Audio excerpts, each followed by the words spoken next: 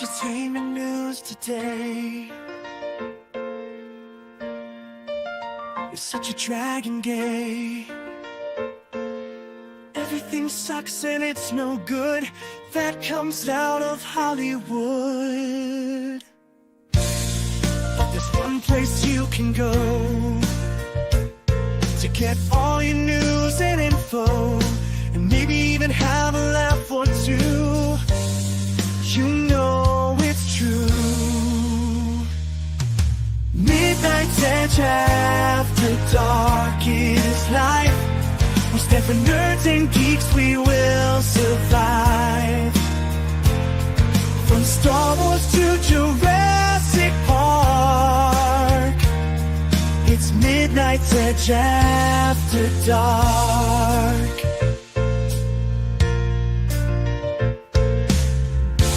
All those bombs and flops, but MEAD never stops. We will keep going through the night as we keep up the culture fight. Midnight's Edge after dark is life. We stand for nerds and geeks, we will survive. From Star Wars to Jurassic Park, it's Midnight's Edge after dark.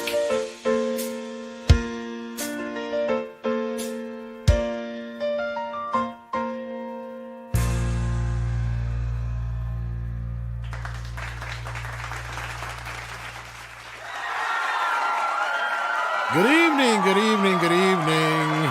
Welcome to the program. It is Midnight's Edge After Dark, your favorite show on the internet, whether you like it or not. Greetings and good evening. We've got all 32 flavors of Nick Weiser here. How you doing? It's not John Hancock. It's Herbie Hancock. Hi, Tom. Hi, Mozambone. Hi, Price. I think you're all Hello, right. Chad. They have a thin candy shell. Yeah, well, your brain Holy is a thick candy turkeys! shell. Gee, I wonder what you're talking about tonight on Toxic Tuesday. Oh, I know. No clue at all. Broken door. What'd you do? Tommy Boy tonight. That's right. One of my all-time favorites and a namesake that I've had to live with ever since. We also have Price of Reason. How you doing? Good. How's it going? It's going. It's Tuesday. It's rainy. It's stormy. So if I end up going bye-bye, that means I either lost internet or power. So people know. But that's okay. see- if you're we'll see gone, if the I'll show take over the remains. show, and I have my own style and my own way of doing things, and you're not going to be happy at all. I don't know about that. I'm not too worried. We also You're gonna have be plenty pissed. Nah, not unless you do something really dumb. We also have Mo Zamboni in the house. How you doing, Mo? Hey, Tommy, quit playing with your dinghy. I'm doing great. Tommy Boy's an all-timer, but glad to be here. Thanks for having me on. I've seen where you live and I know where you sleep. Did you eat paint chips as a kid? Why? Doesn't smell like mud, Chuckles. Indeed. We've got FKHC 2005 sending in some love for Clobbering Times. Thank you for that. And Goddess of Whim as well, sending in some love for Clobbering Times. Yeah, it's pretty much been a year since we lost our good buddy and panelist, Clobbering Times. We miss him every day. And then we got FKHC 2005 sending in two and says, this is for Tommy Boy, for me. Well, thank you. And then we got CC in the house who says he's been a member for 32 months and he's flying. So hopefully you have a safe trip, CC, and we get to join you real soon. Goddess of Whim missed us this last week. Well, we're glad to have you back. Glad to see you in the house. Indeed, glad to see some of the other regulars like D-Bud and Mecha J as well, and Dark Anubis, or Dark Anubis, however you want to say it. Indie Phantom is here as well. Lombardi 1969, Corleone Rogue. Welcome everybody, and hit that like button, share out the link, let everybody know we're live. I see Jeremiah Hembry's here, Camobot Killer, So many more regulars. Phoenix Knight, Eldritch, Lord Haster. Hit the like, share the link, let everybody know we are live. That's right. Live at 5, at least on the Mountain Time zone. If that's a thing still. Is that a thing still? I Are they guess we can considered acknowledge part it. of America? I don't. Yeah. I mean, true. So yeah, we dropped a video today, and it was about streaming, and it was kind of related to this Park Place article. I don't know if you guys got a chance to check out or not. Oh, I wished I was watching your video today, but I had some bullshit to deal with, so I'm probably gonna watch it in between streams. Well, chances are you kind of already get an idea of this, because this claim comes from I believe Tony Gilroy is the one who put it out there, and it comes from this quote where he said that streaming is dead. We don't have the money we had before. And this is actually supported from a recently released story in April, where Taylor Sheridan was griping about having his budgets cut. And I'm sitting here thinking, well, shit, if Taylor Sheridan, streaming's golden boy, is getting his budgets cut, then everybody must be. Although Tony did get $650 million to spend on season 2 of Andor. I guess that's slumming it to him. But also yesterday, news came out that Disney and ABC had to fire a bunch of people. So I'm sure this is all kind of related, and it all kind of goes into streaming. And I mean, I guess the headline that I have on the show is a little, I wouldn't say misleading, but a little hyperbolic as far as, is streaming dead? No, I don't think streaming is dead, and it's not necessarily going to go anywhere. But I do think that the studios and the streamers are going to have to reevaluate what they're doing. In fact, today, David Zaslav also got his raise voted down. And they're saying it was symbolically because of just everything that's going on. Because I'm like, I don't know how they could vote him down, considering he's one of the few, Warner Brothers, one of the few studios actually making movies that are making money right now. But that being said, I mean, yeah, this streaming thing is a big problem for Hollywood. And it could even be its undoing. And I'm curious what you guys think about it. Now, Nick, you said you didn't get to see the video. I don't know if Price or Mo did, but I mean, the basics just kind of go through how streaming just killed well over 5 revenue sources that they used to have for films, which we talk about all the time, including, home video, pay-per-view, cable, premium cable, regular cable, and network television, and syndication and stuff like that. And even inside like video, there's 2 or 3 different revenue streams that have been pretty much demolished. So I'm curious what you guys feel about this. So let's start with you, Price. Have you seen the video? And if not, what's your feelings on all this just the same? I didn't see I didn't see the video, and yeah, I mean, is it my thoughts what I think about streaming being dead? Yeah. Do you think that, where do you think they're sitting right now? Do you think the studios and the streamers have to reevaluate what they're doing? What's your thoughts on this? Do you think it is kind of hit a brick wall? Well, I think that there's winners and losers in this whole story. And it's funny because so many of these companies saw what Netflix were doing and were trying to beat Netflix. And at the end, Netflix is the only one out of all of these that's still running pretty strong. And most of the other ones ended up spending, billions and billions of dollars chasing them. And in many cases, not even seeing any kind of return on investment. So if I had to guess what would happen, and I think we've talked about it before, and this is just my opinion, that over time there'll probably be packaging and consolidation, which I think already things like that are happening. But a few different streamers together will unite and maybe try to battle Netflix, being one big streamer. I just don't think that each one, the way they're at now, can really be real competition. All right. Welcome, Andy. How you doing? Good evening, gentlemen. Glad to see you. Too high.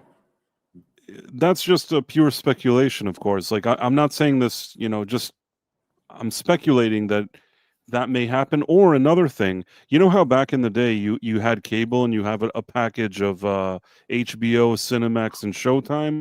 Maybe you'll have a package of a few different streamers in one, or something like that. Like we're going to be morphing back into cable, basically.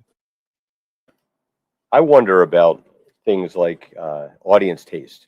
Um, I'm wondering if there's an oversaturation. So what we're basically having is sort of like the microbrew market, where there's 1,000 different varieties of beer to drink, but not enough to sustain any one company. That's kind of a good analogy. I mean, it fits in this respect to a point. And I think we'll get deeper into that because that's kind of what this is all about. So, Andy, since you're bopping in here, why don't you expand on that if you want to? As far as like, do you think streaming is dead? What do you think the future is? Do you think it's hit a brick wall? Do you think things are going to change anytime soon? I don't know if you caught our Well, video we dropped or not, but yeah. I talked to a lot of my friends, and everybody has a recommendation. And the first thing out of their mouth is, "Do you have this?" And not that I would ever recommend going to the high seas, but a lot of this stuff, a lot of people will do that just because you can't afford to have Apple TV and Paramount and Max and Netflix and Disney. And there's a silly video meme out there with the girl comes over, it's Netflix, and it's like we're raising the bill up, and like, what if I cancel? Like, you're not going to cancel Netflix, and Netflix seems to be the one that everybody still has. Most of the people, a lot of the people in our sphere, don't associate with Disney for ideological reasons because there's a lot of Gina Carano fans in the camp, and we see what Disney's done because we're immersed in this kind of stuff. But the average person, I think they go in there looking for something different. You're going to have your audiences, and look, and they can complain as much as they want. They can pretend that it's really not the way it is. But girls like girl things, guy flicks, like there's guy flicks and there's girl flicks. There's some crossover, but there's definitely not enough to like. Some girls will order a shot of whiskey, but most of them are buying a frou-frou drink, right? The same kind of thing. I don't think that there's enough, and there's so much variety on each of these things. No one can tell you exactly what's on Netflix. There's too much to navigate. So unless you have something that's popping up in the news, that's getting a lot of traction, it's getting a lot of attention, everybody's talking about it. It seems like everybody has something and everybody suggests something to me. I've got a list of suggestions about 10 shows deep that I don't have time to watch. So I don't know how people are going to navigate this. I think there's an oversaturation of entertainment, but there's nothing that's really good enough to draw everybody in, if that makes any sense. Yeah, that's a good observation. Mo, what's your take on all this? I mean, I pretty much agree with Price and Andy. It's basically there's just not enough to go around. We have all these microbreweries, but the only thing that's going to sell is your Buds and your Millers and stuff like Taylor Sheridan. Appeals to a lot of people. He knows how to get a wide swath of an audience, and even then, that's not enough to keep to make. I don't think WB Discovery. I don't think Paramount Plus is. Well, I mean, HBO Max is like one. They're the only one that's like viable, right? Like them and Netflix. Netflix obviously makes money, but HBO Max makes a little money, if I'm not mistaken. But a lot of them don't because it's just not a good model. They tried to do it where you could pay and have no ads. Well, the ad revenue is what drove most online and cable based show watching. The more people would watch, the more ad revenue you would get. And then people might get the DVD seasons afterwards and stuff like that. Like you said, there's multiple streams, but now with streaming, that's it. That's what you get. And when you pay the monthly fee, instead of getting tons of money down the line, you're just getting what you got for that month. And you have to spread it across all of these shows. And I don't see how it was ever going to be viable, even when they all started out. It seems like there's too many players. There's too much supply and not nearly enough demand, I guess, is my big issue. It's never going to work. Some of these are just going to have to die out because that's just how it is. There's just not enough demand. Nick.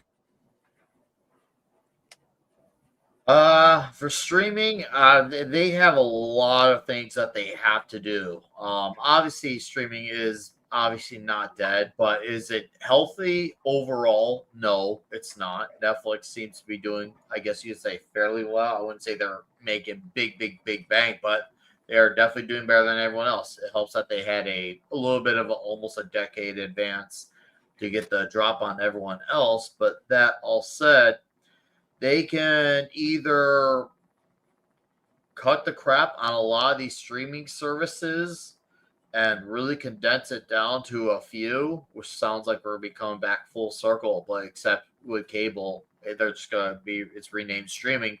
Or if you want to keep as many of these networks as alive as possible, you need to do cheaper stuff. And cheaper stuff meaning cheaper budgets. Hopefully that'll be easier to profit from them as well. And try to like do something to adapt to it, because if you have all these companies who are doing big budget stuff and they're all not making the money that they're hoping for in return out of it, there's clearly a spending problem along with just the lack of there's too much streaming going around. So you got to adapt to the situation. You really got to adapt to streaming. Having all these channels, too many big projects is a problem. So they need to really like cut the crap on a lot of this stuff if they really want to keep as many of them as possible. Otherwise, only a few are going to live. And well, we're basically will be right where we left off with cable, except unlike with cable, at least we had an alternative for physical media. With digital, it seems like they're trying to cut out the physical media medium as much as possible. So I'm hoping that physical media can ride out in another 10, 20 years. We'll see. I hope so. That's just wishful thinking on my end, though. So, yeah. For King of the Hill. Yeah, I still need to watch that. Hopefully it's good. Well, the new one hasn't come out yet, but she's catching up on the old ones. But no, you guys are making a lot of the great points, and I like the microbrewery analogy. But the only thing that's wrong with it, Andy, is that in this sense, each beer costs like $300. That's why Right. they need to come back on the budget Like, for these things. That's the problem. If they operated on smaller budgets, a lot of these networks would have better chances of surviving. Which Well, is I think why- they'll. Because not everything needs to be like a colossal mainstream success. But let's be honest though. The only way they have to reduce costs is to eventually embrace AI and start using that as a tool as it improves and things. That's inevitable. You're not going to stop that. Oh yeah, it's a That or just start making shows and stuff like they used to, and start treating the streamers as basically like, the new de facto TiVo / on demand, whatever you want to call it. Because that's the problem here that we've gotten is they've treated it like the first stop when it should be the last stop. And we've beat this, to death. Well- And that's kind of what part of the video covers is how they've killed all these revenue streams. Now, do some of them still exist? Oh yeah, you can still go buy DVDs and Blu-rays. Yes, they still show movies on television. Don't get me wrong. Yes, you still have pay-per-view and other means, but video on demand and streaming has dominated now so much and has pretty much, they have eliminated all these other like avenues as far as like prioritization upon them by prioritizing streaming, which at the end of the day isn't, I want to see where they're generating this revenue from. And that's what I've been asking for years, because to me, they're the underwear gnomes, right? Like, where is the money coming from? Because sure, you have, okay, say 200 million subscribers. That's great. And each one pays, we don't even know, because how many of them are free? Because I get my Disney Plus for free because my kid has a Verizon phone. So I just use his package because he hardly watches it. I hardly ever watch it, right? You have other people that signed up and still get it for like, what is it, $2-3 a month in some places in the world. And then you have other people like Six who just signed up for a huge package for $30. Okay. So in between there, you have so many different variations on how much people are paying for these services. It's still, even at that $30, is not more in a month than what you would pay for a 4K Blu-ray, right? One 4K Blu-ray. Now, I'm not saying everybody would go out and buy Blu-rays or DVDs every month. I'm not saying that. So it's inconceivable to think that that's a possibility. But at the same time, how did you cut off or just basically disregard all these other revenue streams where you used to make all your money from, right? Like, video used to be so big that they released the video for Shrek on the same day that Monsters Inc. came out in theaters because they knew it would compete with it, right? Because DreamWorks wanted to, give a fuck you to Disney.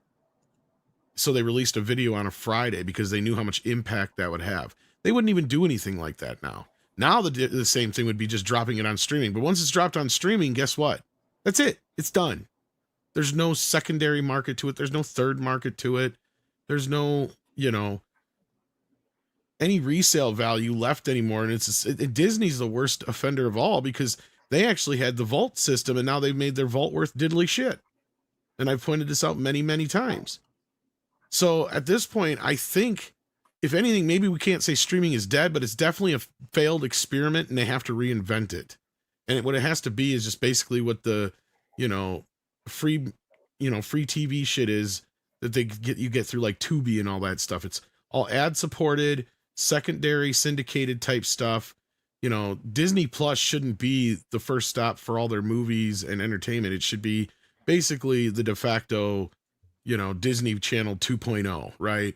Like do Hannah Montana revivals and shit like that, but then also throw on all the old Disney afternoon cartoons and shit. Plenty of people would sign up for that stuff. If you put out there, Darkwing Duck, the original DuckTales, Gummy Bears, Tailspin, all that shit in HD right now, because they have most of those, but they're not all in HD. But if you did put all those Rescue Rangers and whatnot all on Disney Plus and announced we have all the Disney afternoon shows now in full glorious HD, how many people do you think would sign up just for that alone? Well, how many people are going to be aged out of that only have that frame of reference because they grew up with it? And are those people are their kids of an age that would watch that stuff? Because believe me, I think there's a lot of parents out there that are not going to be watching current Sesame Street and current Disney because of the issues that we know why. But at the same time, it's like we have these different retro shows and things that we talk about where all these properties and movies and television programs that we grew up with that have this huge nostalgia with it, and we love because we grew up with it, and we grew up with it in a time where we didn't have like 1,000,001 choices.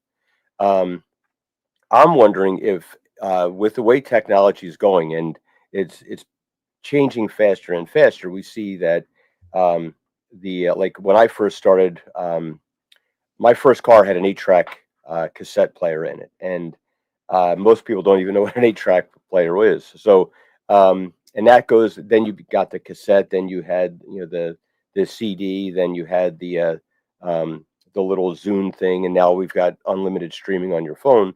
I'm wondering how technology is going to change this in the future, and I'm wondering if we're going to get to a point where it's going to be like almost a user interface kind of TV show. You'll start off with a format, almost like a video game model, where the story just adapts through AI with the viewer in what their choices would be. And that it makes it even more individualized, which strikes more at the heart of the problem, where there's not enough of one thing that's appealing to a mass audience. You know what I mean?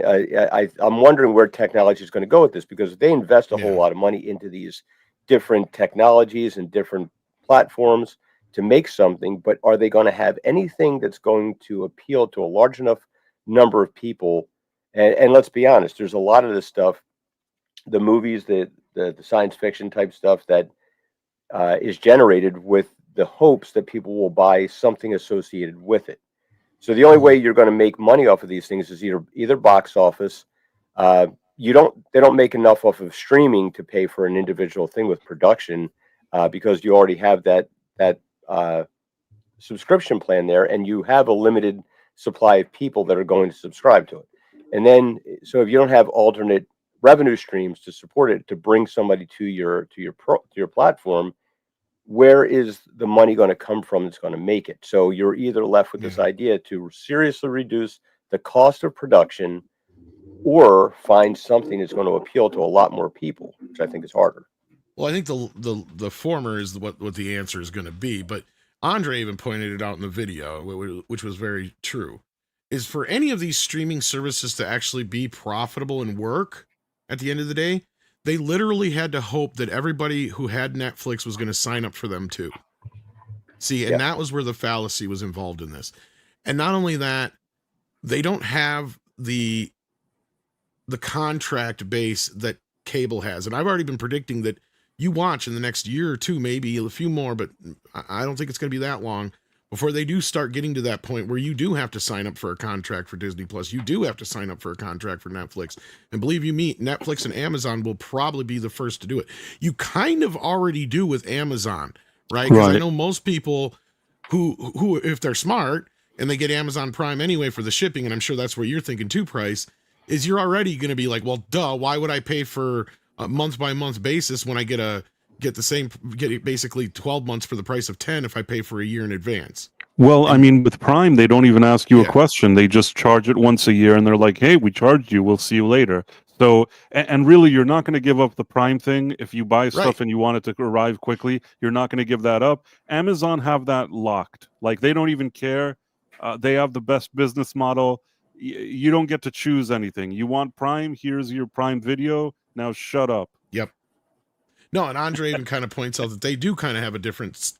They're even kind of set up differently than Netflix. So Netflix and Amazon are kind of the exceptions to the rule. And in that, I mean, like, we can almost call them like, you know, DVD and Blu-ray. And then everybody else decided they were going to do some other new format, right? Because that's what we've compared it to for years. Because that's basically what they did instead of, you know, all getting together and going, okay, we've got this thing with Amazon, Netflix, and Hulu. How can we exploit this and utilize this for the future? And looked at them as more of a format instead of, you know, a secondary format instead of the actual carrier for most of this stuff. Because that's the other problem, is you have a lot of stuff that is only available on some of these services, and that's their catch, right? That's their hook to bring you in is, oh, well, this is the only place you can see this. And Zaslav is one of the few people who was smart enough to look up front and say, this shit ain't going to work. We can't afford to be spending this kind of money on these shows and only keeping them on our streaming service, right? So that's where he was the first one to say, most of our stuff is going to be on HBO and on Max at the same time. And we are also going to start to license out our stuff, right? So that's why we've seen plenty of Warner Brothers material on other streamers, because he has not been afraid to license it out. And that's kind of what they're doing. Now, at this point, that's all they're really doing. So everybody else followed suit, and they're all just licensing their shit to each other. Have you not noticed that? You turn on Apple, and you've got a ton of fucking Paramount and Fox and other fucking titles on there. And it's like, you turn on Disney Plus, and you've got everything from Warner and Paramount. And they're all on the same. It's like, they're just kind of playing Ring Around the Rosie with everything now. Yeah. And I'm just sitting here going like, what the fuck is the point of having all these streaming services outside of if you want something specific? And that's where I think the contracts are going to come involved, because they're going to get smart to it. Like, Amazon might be the exception in this one, but Netflix is definitely going to get keen to this. Disney's going to jump on this.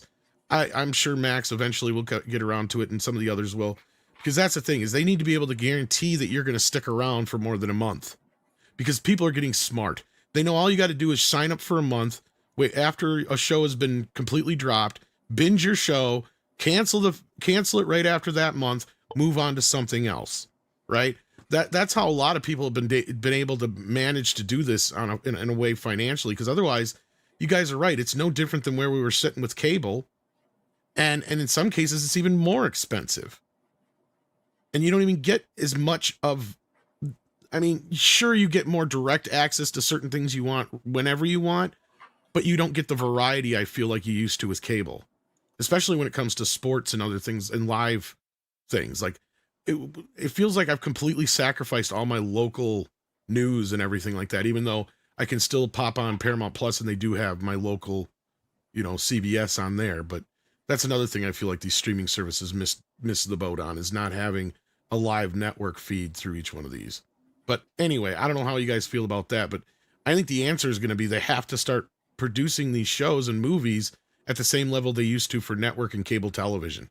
They cannot be spending theatrical run film money on these shows and movies anymore. Well, let me ask you this, because we've all questioned the expense and where does the money go? I mean, clearly the Acolyte was a Leslie Headland slush fund.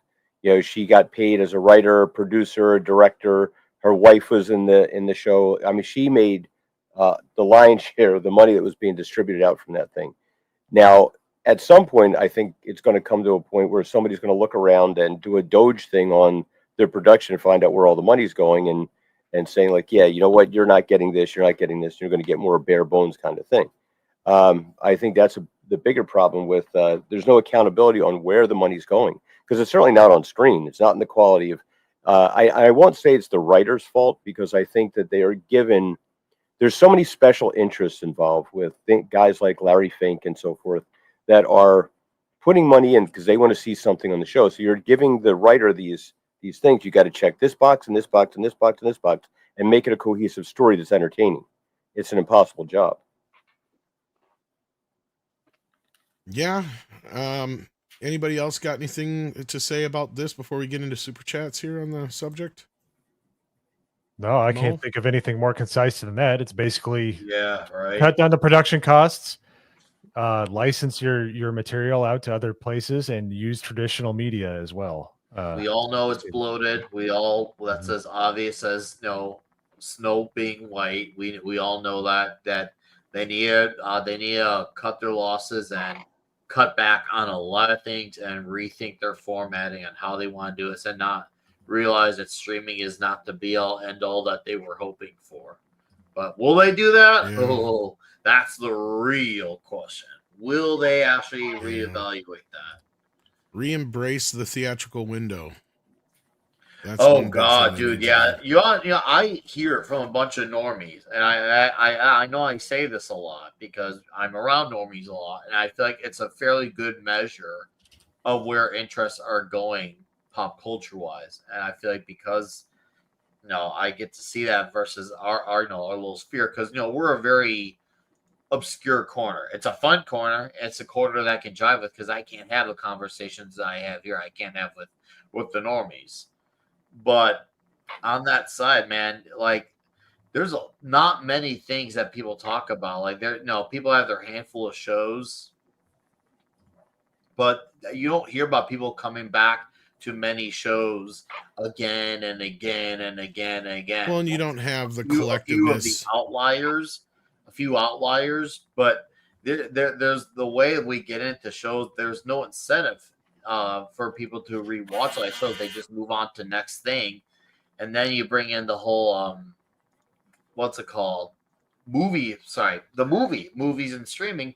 How many times I hear every single week, and I have to emphasize this is not an exaggeration. Every single week, oh man, hey, oh, it's on in theaters. Do you know what's going to be on streaming? That's the first words that come out.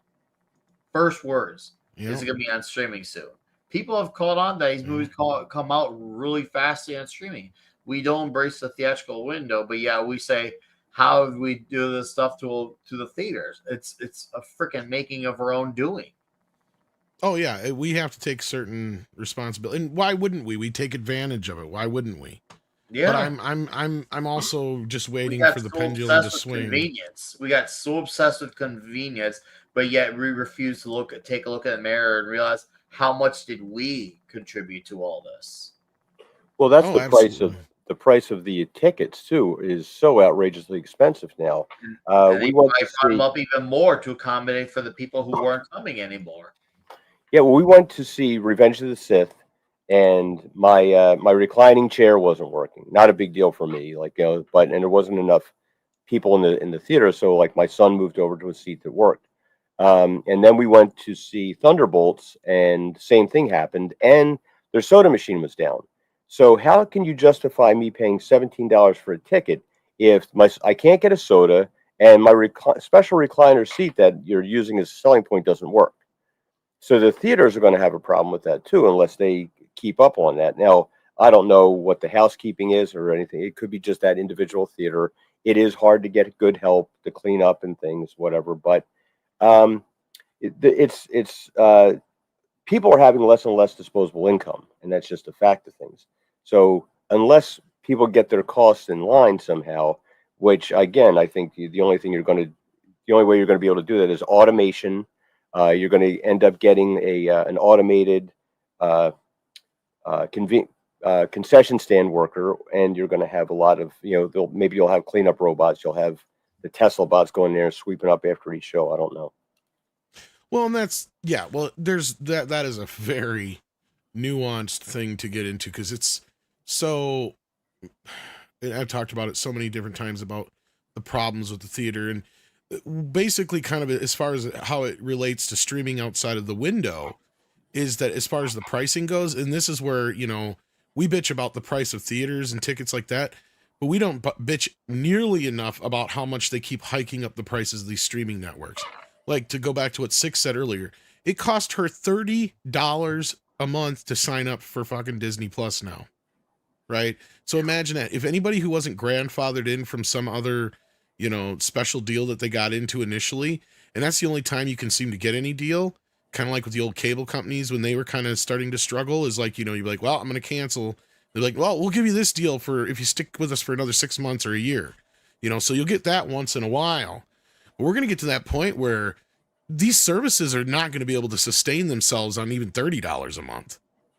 I wouldn't be surprised if within the next 3 years, the average price of these is $40 or $50 a month.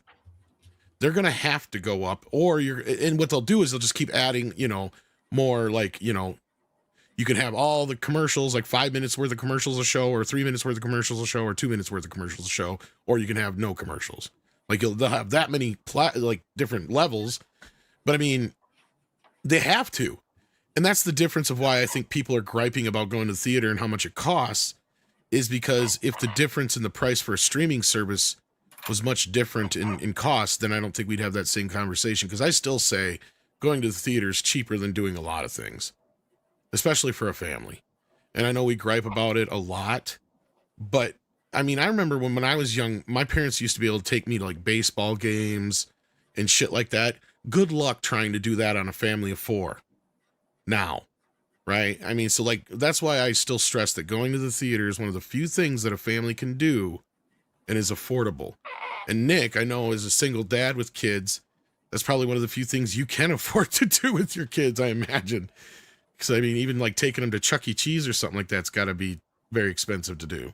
Oh, we don't touch that pizza. That's not real pizza. It used to be better, so we have more self-respect, or some equivalent thereof. I mean, but yeah. Oh, I don't mind spending money and doing fun things. I will spend extra money if I know we're gonna have a good time. Like we went to the Dells for Arya's surprise birthday. We went to the best hotel. We went to Great Wolf Lodge as a surprise for her birthday. That's one of the best hotels in the Dells, bar none. I make sure if we're gonna do stuff, if I go broke, whatever, I want us to have the experience, and she definitely got the experience. So, that said, though, being a single dad, yeah, I'm one of those guys where I pick and choose my battles with the string size. It also helps that I don't get every streaming service imaginable. I'm not one of those people who feels like I have to have every single one. When I hear people say, "Oh man, it's as much as cable now," I was like, yeah, because you have every single service. Maybe you don't have every single service. Maybe if there's one show you want to watch on that one service, watch it, then be done with it, move on. If there's another season, go back to it then. But I don't see the point of having another service when you can, when you complain about the cable problem. I try to manage my money by, hey, is this getting get some use out of it? Like Amazon Prime, HBO Max, Netflix, they all get their use in our home. They all get their use. And good point. I'm in and out with Paramount Plus. Sometimes we use it, sometimes we don't. Therefore, when we pay for it, it's being used. So yeah. I mean, I guess the equivalent would be like a Dave and Buster's or one of those other things now. But my point is you'll spend $100, $150, $200 easy with a family of 3 or 4 at a place like that. Oh, easily. That's what I'm saying. Easily. And you get same amount of time as far as like the amount of time you get in a theater. Like that's all I'm saying. I mean, I'm not trying to start an argument. Theaters are actually a lot of people. Here's the thing: I don't get the argument against theaters. Theaters have anything but cheaper than a lot of those types of other things too. And my that's what I'm kids getting at. Genuinely love movies. That's the thing. That's the thing. Like my kids love seeing movies. Like, yeah, I'm happy to say that they're into the media. So when I say, "Hey, you want to go to a movie?" There's an enthusiasm there, and I don't get why the theaters get so much flack for it. I don't, because sadly, that's where the movies come in. Yeah, that's where the movies come in. Because I don't feel like we'd be griping if we still got movies like Independence Day and fucking of course, the classic old stuff that we used to love. But when it's obviously valuable when compared to a lot of other things. Like going to theater is still a more affordable thing than a lot of other things. I don't think Well, and people that's really kind of my realize whole that. point, basically, that a baseball game or other things like that. And I know Andy's got to leave us here pretty soon, but did you got to go now, Andy, or he did say BRB, so I think he might just be going, taking care of what he's going to take care of, and he'll have to let me know when he gets back. In the meantime, Sean Estep gifted 10 memberships. Maybe you were one of the lucky winners of a membership, thanks to Sean Estep, who does a lot for this channel. In fact, he sends me all sorts of cool stuff. Thank you for that, Sean.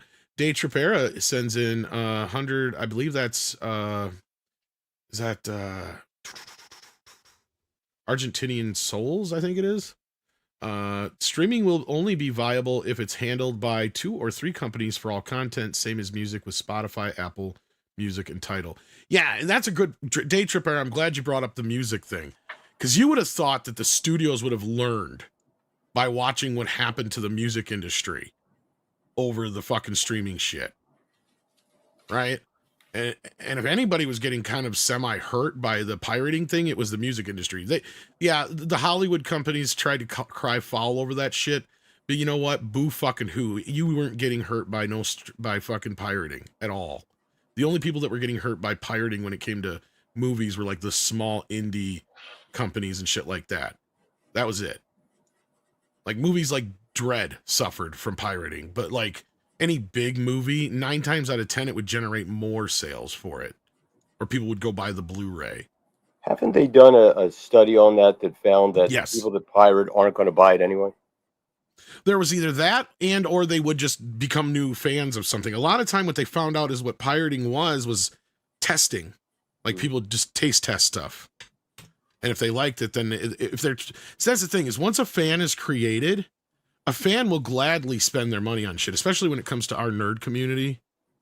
And that's one thing that kind of combats any kind of piracy when it comes to film, television, especially anime, stuff like that. And a lot of stuff is usually pirated not because of, you know, people don't want to pay for it, Andy. It's because they can't get their hands on it. Right. That's usually the number one things that are pirated. I mean, yeah, a lot of TV shows otherwise are probably the most pirated things.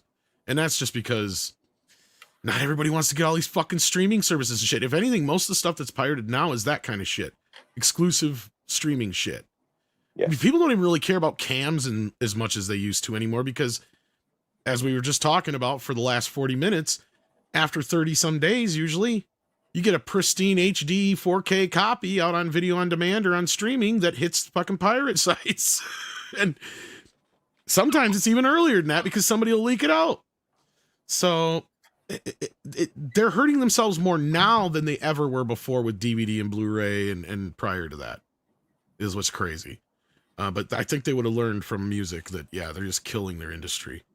Because now music, the only reason it has any kind of remote industry and anybody who makes any money off it is the indie people. And that's because they're all grassroots doing it themselves. Anybody who's part of any kind of label anymore, if they weren't a musician before, and I'm sure Price knows a thing or two about this, they probably don't make diddly shit. Oh, like if you're they on used a to. major label, Yeah. no, not compared to what you. But if you're on an indie label or if you self-release, yeah, depending on the deal, that's all case by case. But yeah, indie label or self-release, you are way better off, at least not being broke, unlike a bunch of other major label acts who don't make money. And yes, there are major label acts who do. I know, trust me, I'm sure Taylor Swift has billions, but there are a lot of people who have major labels who don't make money because their labels rip them off. But take it away, Price. I just had to throw that in there. What I was going to say was, and I won't mention names, not that this is very interesting, but I had something that happened in the past few years where somebody reached out to me, like a family who they have he's not a teenager anymore, but he was a young guy, like in his 20s. And basically his beat was used for a track that was released by a major label and by an artist that if you go on Spotify and look at this artist, I'm talking like hundreds of millions of views. Like if I said who it was, you'd know who it is. And apparently, you look at the credits for that track. You know how today you have a bunch of people on the credits? One of the people, he actually got some kind of credit, and they needed to give him money for something that they used of his. Now, they were claiming, and the reason they actually asked me to help is because, and somebody referred them to me, they were claiming that this person wasn't getting paid or wasn't getting paid enough. And at that point, I actually sat with the label and they gave me reports and stuff. And I looked, and man, forget about if they paid him or didn't pay him. Looking at what's happening now with streaming and stuff like that, the fact that you can have millions of people listening to your track and make so little money, it's crazy. I mean, at the end, for something that so many people heard, he was entitled to get some thousands of dollars here, thousands of dollars there. But back in the day, like in the 80s, if you had one hit and people were buying your record, even with those greedy record companies, you probably could make a pretty good money out of that. Today, it's not the case anymore. No, Today, that's pretty much what I was getting at. Yeah, go ahead. Today, if you want to make money, it has to be from the shows, from the concerts, from things like that. That's where, Yep. you know, those kind of Beyonce and Lady Gagas and all those type of things, they all come in and you know, make a lot of money. But even they started in an era that still wasn't streaming. To sort of create new artists that are that big, that even make that kind of money, even with the backing of these record labels, whatever, it's becoming more difficult, I think. Well, I mean, look at the biggest acts right now. I mean, even what's his face at the Super Bowl. I mean, in just trying to figure out who he was, he's been around for a while. Even like that's the thing. You're not wrong, and that's exactly what I was getting at. Is the streaming just killed music, and it is not an industry anymore. There is no industry anymore. Like you were just saying, unless you were like a Tina Turner or one of the Beach Boys or somebody like that who actually had a career prior to streaming, chances are you're not making diddly shit. And a lot of those guys weren't making shit for so long that they just turned around and sold all their music rights because they could pay as shit too. Oh, like, that's another thing. Like, it's like 10,000 plays per song, and you get like a penny or some weird shit like that. And I could be, I'm not being literal here, I'm being like figurative, but is it something along those lines where you have to give like X amount of blood to get a few pennies? That's insane. But Tom is right. Tom is right about what he just said, that in the past maybe 5 years or so, there's been a gold rush. There was suddenly this kind of trend of corporations and companies trying to buy out artist catalogs. And in the past, like especially 3-4 years, they've been willing to pay more than they ever paid. I don't know if this fad will come and go, but that's why a lot of these artists, Bob Dylan was always so protective of his catalog and all this stuff. At the end, they said, "Hey, Bob, do you want like $100 million or 400? I don't know how many hundreds of millions. I don't remember the number." They gave him it's in the hundreds of millions of dollars, and he said, "You know what? Fine." Even Bob Dylan, with all this that's Bob what they Dylan, think he said anyway. They weren't sure what he said. It was kind of just like they're like, "We think that means yes. Just give him the check." That's it. Maybe he doesn't even understand that he lost his whole catalog and his kids are now spending like hundreds of millions of dollars. But at the end of the day, they ended up closing the deal, and he's not the only one. They paid a lot of people that kind of money. But moving forward, I don't think there's going to be more artists that it'll even be worth it to buy their catalog like that. Well, you know why they're doing that, and the ones that they are doing that to, like the Bob Dylans and the Nirvanas and all those people, the Tina Turners, is because those are the only ones that still resell. And why do you think they've embraced records again so fucking lovingly? And let me tell you another thing, folks. Don't let anybody tell you that they're so expensive because there's not enough plants to press them all. That's a big fucking lie. They're expensive because that's the only way they make any goddamn money anymore. And the studios are fucking greedy. And that's why they're buying all these catalogs. Because guess what? I got a fucking whole section here of re-released box sets of, disc sets and records and everything else of all catalog stuff from the Beatles to Pink Floyd, you fucking name it. That's why this shit is worth money. And that's the only ones that are, because ain't nobody out there buying Billie Eilish box sets. Like, it just ain't happening. She may be popular, but she's not popular enough to where you're going to be able to get somebody to spend $160 on a box set like Guns N' Roses. I also think that a lot of these new artists, maybe it's a generational thing. Maybe people that grew up listening to Billie Eilish one day, it's going to mean something to them. But man, I feel like somewhere in around 2005 until now, music has really gone downhill with it all just sounds so generic and similar. There's just no character to it, Oh, in it's my even opinion. prior to that, but yeah, you're pretty close to the era, I would say 2001 ish. But yeah, right around the same time. Andy, thank you for stopping in, buddy. He had to go. He has a class to teach, but thank you for being here, pal. If you're still listening, appreciate it. Check out Andy's channel. He makes a lot of cool toys, so check it out. But yeah, no, it's sad. And look, I mean, don't feed into a lot of this shit too, guys. If you're music fans, if you love music, I'm not saying don't buy record albums, but make sure you go and buy them used from a record store that you trust. Because let me tell you something about most new records that you're getting out there. They're shit. They're from a digital master, so don't let anybody tell you that they're like superior in any way to CD, because they're not. Because they're the same fucking master. And at the same time, 9 times out of 10, they're printed on like that really fucked up vinyl where they got like anything that has like something fancy in the vinyl. 9 times out of 10, it's going to sound like shit. Oh yeah, you want to get 180 gram if you want the jam. If you want a really good one, a nice heavy vinyl, that's the way to go. But even if anything, go get a vintage version. If anything, that's oh what yeah, I'd say. if only to go into a record store and smell that wonderful smell. The smell of a record store is amazing. Old vinyl and old sleeves of old records are just amazing. That's where I've gotten most of my records. There's There some are 3 within 50 miles of me, 3 of them, and luckily 2 of them have really good selections on stuff that I want. I know you've had to have been to the Big Tower Records in Chicago, right, Nick? I didn't go to Chicago one, but they used to have one by What? Woodfield. Hold on.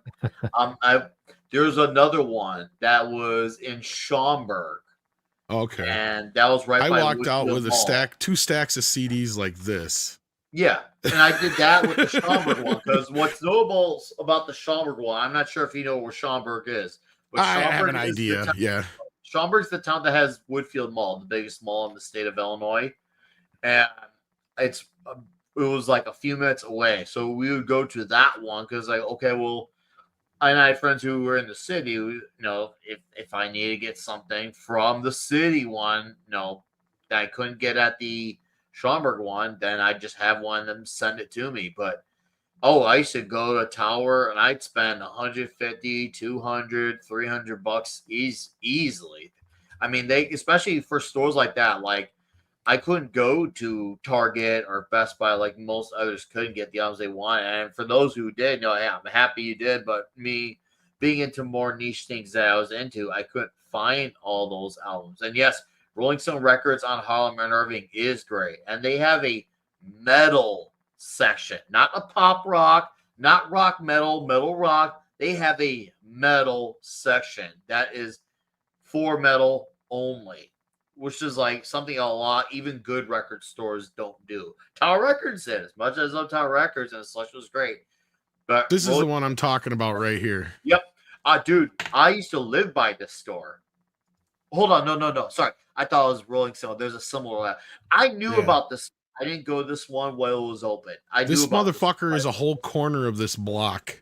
So people get an idea of how big this store is. No, this is It still exists. There's still a Tower Record somewhere. Yes. Or at least the last time I knew it, a couple of years ago when I went there. Yeah. Wow. Japan, there was Tower Records in New York, but it hasn't been here in many years. Yeah. The Tower one it wasn't. It's gonna sound really gay, but it wasn't as long, but it was a lot taller. And there's two floors to it, so you could go upstairs. So that was cool. I did like that. Yeah, that was the one once again by Woodfield Mall. I like it was a really good store. Maybe I'll have to make it. Is it still open? Maybe we'll have to make a trip one of these days. And shit, I was gonna say, dude, I miss. Well, maybe we'll have to make a plan to meet up in Chicago at the one in Chicago one of these days, and if they'll let us film inside for a little bit. But on that note, let's keep moving with these super chats. You guys have been great out there, by the way. Jason Webster sends in $5 Australian dues. Says, I do not think streaming is dead. However, it needs to be focused, concentrated to a few with focus on good programming. Yeah, I think that's kind of where we're all in agreement. They need to kind of just get back to the old. They need to treat streaming like the new networks, the new cable channels. That's not be spending, $650 million on one show, instead spending $650 million on all of your shows put together. That would be a different story. But yeah. D-Bud is in the house and sends in 10. Thank you. Says, had to work Sunday, so I missed both the member stream and your birthday. Hope you had a great one. Here's to many, many more. Well, thank you so much, D-Bud. Yeah, we did have a short member stream on Sunday, but we have not done anything special for my birthday necessarily. I don't know. I've kind of been resistant to it. I'm not somebody who likes to set up my own birthday streams, and Andre's been busy. And yeah, I mean, I don't know. I'm getting to that point sorry too. I missed your birthday, Tom. I don't drove like to all day in Texas, all day from Texas to No, it's fine. Illinois. I left Dallas 7 a.m. and got back to Northern Illinois by not even 10 p.m. and I was dead after that. Nah, it's fine. But I know what Tom was about to say. Merry Birthmas. I am of the same. If I know where you're going with this, if you don't count them, they don't count. Exactly. So, I'm not 45. I'm still like 40 something. I don't know. Yeah, it's like the the music we're talking about earlier. It's been the 80s, 90s, and today. Today's been going on for a quarter century. And I wasn't even in my 40s until you motherfuckers out there made me start celebrating my birthdays again, because everybody else used to ignore that shit. I was in my 20s for years, and then y'all came along. I'm just joshing you. No, that was one of the few things. My parents were always pretty good. They wouldn't necessarily give me something, but my mom would usually make me like a cake and stuff like that. They'd at least remember to say happy birthday and stuff like that. I do live like I'm 12. This is true. Oh, Tom, hey, join the club. I live like I'm 16, so it's okay. Yeah, I can see that. Jason Webster's, we didn't get this one yet. Did we? I don't think so. I don't believe so. No. This is the second one he sent. Thank you, Jason, for another super chat. He says, streaming works best as complementary ancillary distribution window at least 6 months after theatrical distribution. Exactly. Hell, I'd even argue a year or 2 years after. My whole point is they should not be putting that damn thing on a streaming service until, or at least their own streaming service, let's say, until it has hit video, HBO or Cinemax or Showtime or whatever on regular network television, the network premiere, and then you have like Netflix or somebody like that have it or whatever, then you put it on yours. And you know what? By the end of that, guess how much money you've made off that son of a bitch? In most cases back in the day, you could make money on movies that didn't make money in theaters, and that's part of the point we were making in our video, right? And that is no longer the case, because that's where I'm going. Where is the money coming from, or how much are they actually making on streaming?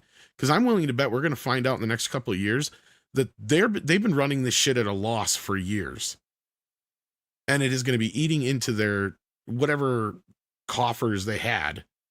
And they're going to be like, you think that Warner Brothers is now a junk stock? Just wait till they start to find out how much Disney Plus and, all that shit costs these companies. Like, I'm starting to wonder if it's not hurting Apple, because people were talking about that the other day about, I mean, really, have they had much technology that they brought out in the last few years that would subsidize the amount of money they're spending on the Apple Plus shit? They're just still skating by. Steve Jobs was so brilliant that for years after his death, they can just rehash, do another iPhone with another few like apps or some stupid button or whatever, and still make money. So there will probably be a day that something will threaten Apple, but for now, their brand is strong, kind of like Coca-Cola, and they have enough people that use their iPhones. And I guess that's enough for them to throw money at their streaming service that nobody watches. But you're right, it's not going to happen forever. Eventually, especially with all this stuff that's changing in the world, with AI, with so many things that it feels like there's a technology shift. At the end, it's the fact that Steve Jobs isn't there is going to matter at some point. I just don't know when, but at some point it will matter. Yeah, you're not wrong. I mean, they don't have much else other than I forget about the iPhone. That's true.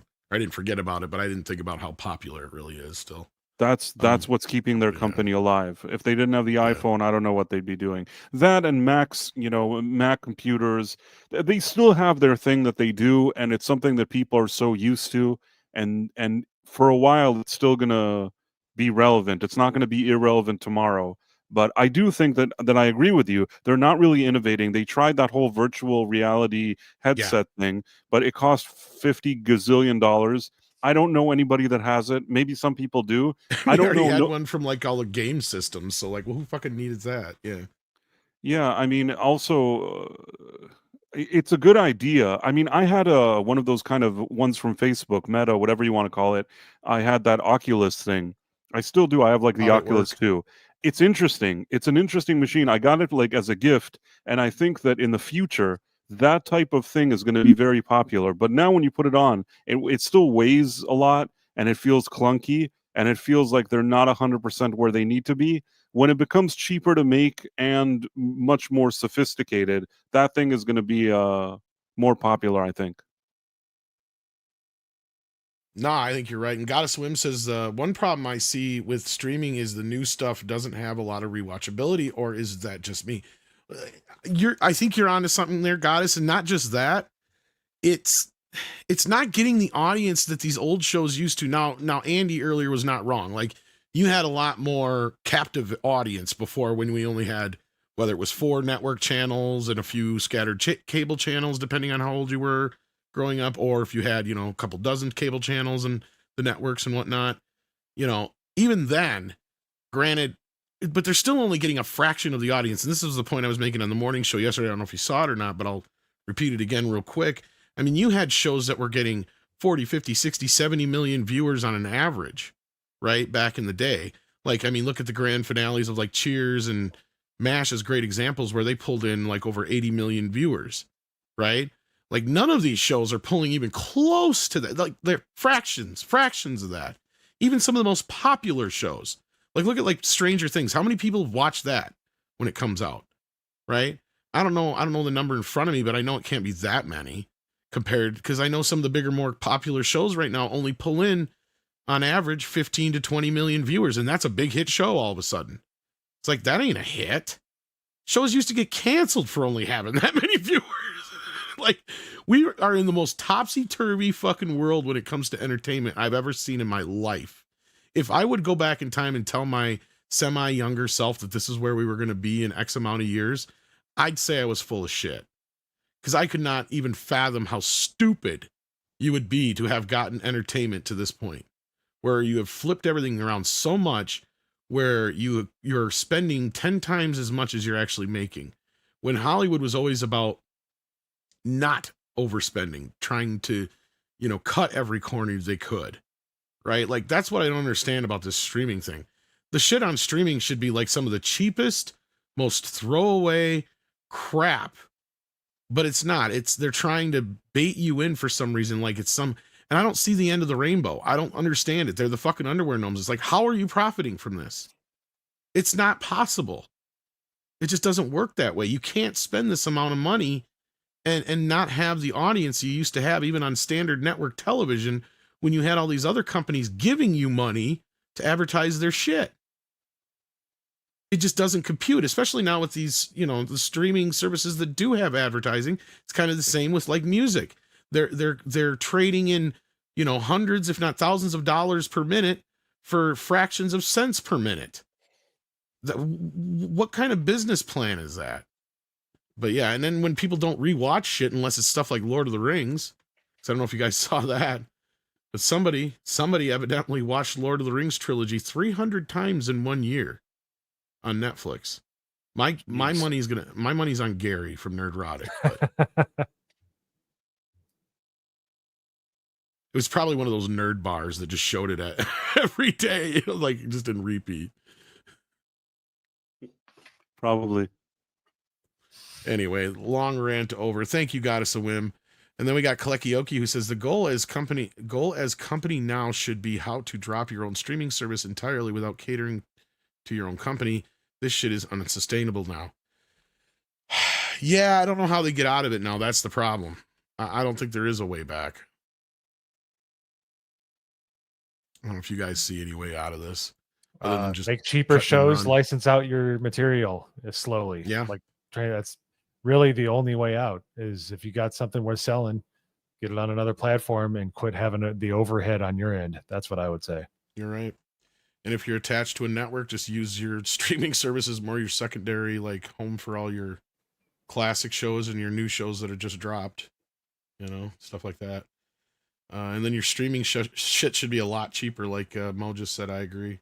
Dr. Manzer says, my sister called last week asking if I had The Howling on Blu-ray. I said, yes. She told me it wasn't available on any streaming physical media all the way. Huh. Really?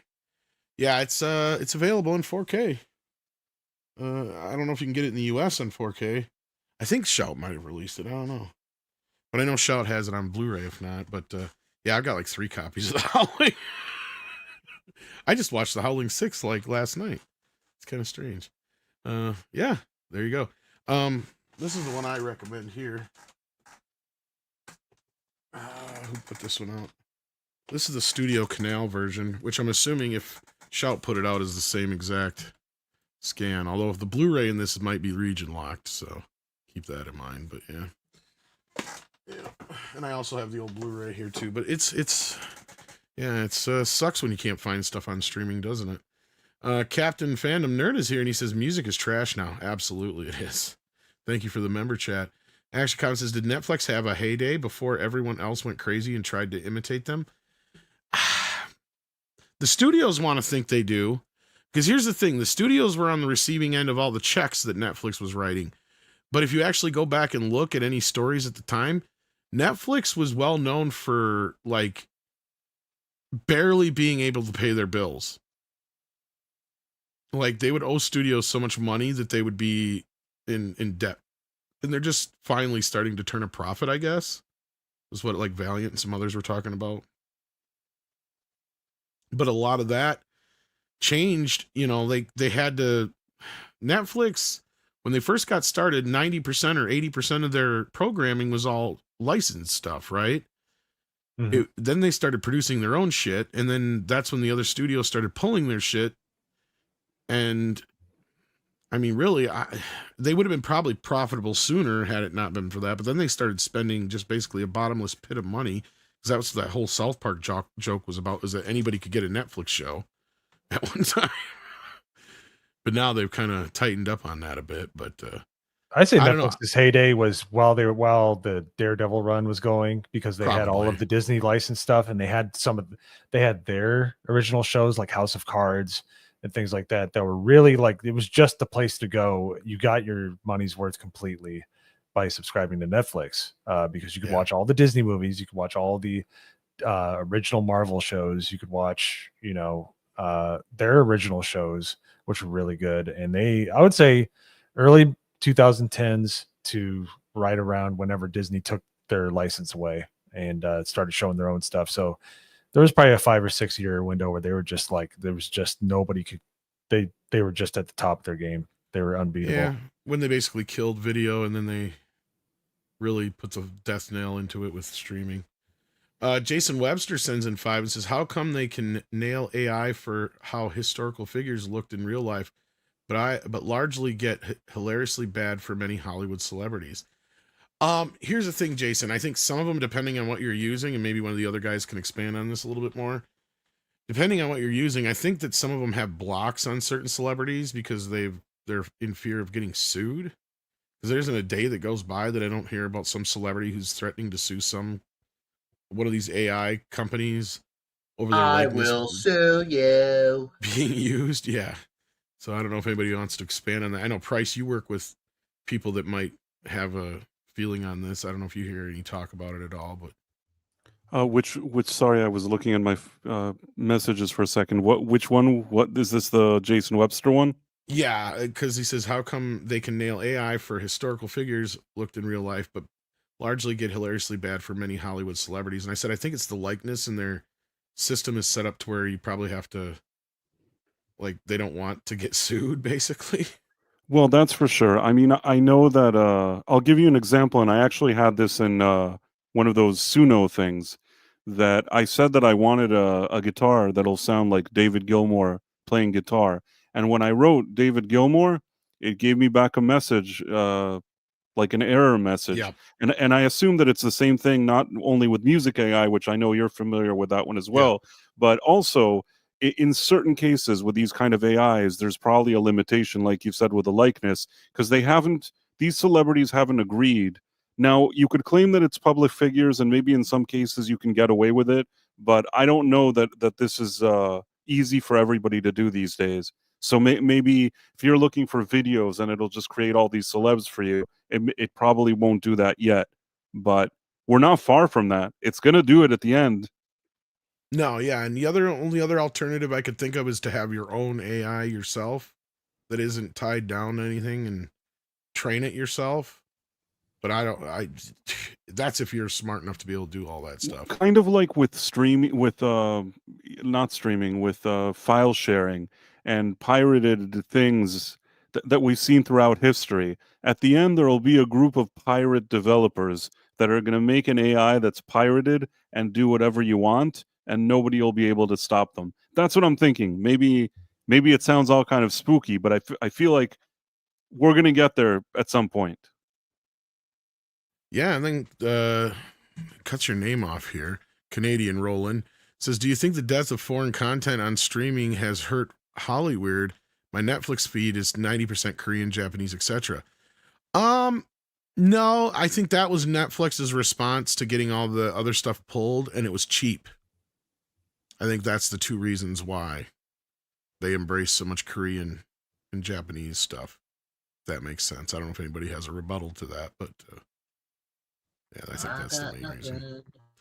And then Action Counts panel. Have you seen the AI immemorial segment for actors? The captain sent one to Tom. Turn off the audio.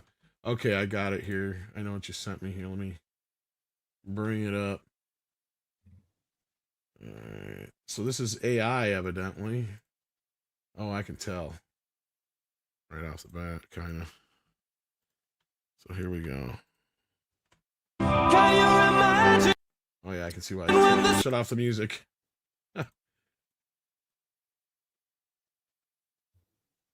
Not as bad as I thought it was going to be, I guess. Because it is taking like real images and stuff, it looks like. Yeah, it's a bit weird. I've seen the Christopher Lee and the Tim Curry ones, and the way that they kind of like try to cross over sometimes is really just like nightmare fuel. I don't hate it as bad as like just something that's created from whole cloth, though. Right? Yeah, it's not bad. Yeah, it's like this is one of the better ones, but they're Yeah, I mean, the transitions are wonky, though. I see what you're saying. yeah. But like at least they're taking like obviously real video or pictures and just filling in between. But yeah, that looked weird. Now, yeah, some of these are real wonky. How they kind of. It's gonna get better though. Everything. Yeah, it is. We're still at the beginning of this, and it's kind of scary to think what's going to happen in a year, 2 years, 3 years from now. You're not wrong. Well, let's wrap this up here. We got a few more things to look into, real quick, or at least one I wanted to, and a couple related. They dropped some Superman posters today, character posters. So we got Superman and Crypto, and one of the robots.